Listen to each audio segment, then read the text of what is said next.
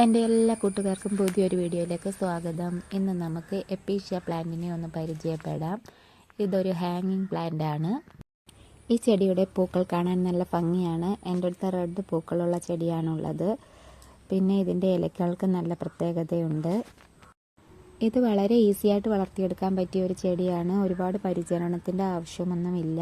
ഇതിൽ വെള്ളം കൂടാതെ നോക്കിയാൽ മതി. വെള്ളം കൂടിക്കഴിഞ്ഞാൽ ഇതിൻ്റെ തണ്ടും ഇലകളും ചീഞ്ഞു പോകും. അതുകൊണ്ട് നമ്മൾ വെള്ളം 2 നേരം ഒഴിച്ചു കൊടുക്കേണ്ട ആവശ്യമൊന്നുമില്ല. നല്ല സൂര്യപ്രകാശം കിട്ടുന്നിടത്ത് വെക്കണം. എന്നാൽ മാത്രമേ ഇതിനകത്ത് നന്നായിട്ട് പൂക്കൾ ഉണ്ടാവത്തുള്ളൂ. പിന്നെ ഇതിൻ്റെ തൈ നടാനായിട്ട് ഇതിൻ്റെ തണ്ട് മുറിച്ചാണ് ഞാൻ നടുന്നത്. ചിലർ ഇതിനകത്തൊരു സീഡുണ്ട്, അതെടുത്തും നടാറുണ്ട്. ഞാൻ ഇതുവരെ അങ്ങനെ ചെയ്ത് നോക്കിയിട്ടില്ല. ഇതുപോലെയുള്ള തണ്ട് ഒടിച്ചെടുത്ത് നമ്മൾ നട്ടാൽ മതി. പുതിയ തൈകൾ നമ്മൾക്കുണ്ടാക്കിയെടുക്കാം. ഞാൻ ഇത് നടാനായിട്ട് ചട്ടിയിൽ കുറച്ച് മണ്ണും ചകിരിച്ചോറും ചാണകപ്പൊടിയും കൂടി മിക്സ് ചെയ്താണ് നടുന്നത്. പുതിയ തൈ ഇങ്ങനെ നടുമ്പോൾ ഒരുപാട് വെള്ളം ഒഴിക്കാതെ നോക്കണം. ചെറുതായിട്ട് വെള്ളം നനച്ച് കൊടുത്താൽ മതി.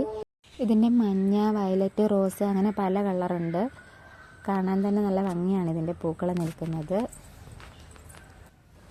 ഇത് ഞാൻ മണ്ണിൽ നട്ട് നോക്കിയതാണ്. അത് നന്നായിട്ട് കിളിച്ച് വരുന്നുണ്ട്. ഇവിടെ നല്ല വെയിൽ കിട്ടുന്ന സ്ഥലമാണ്.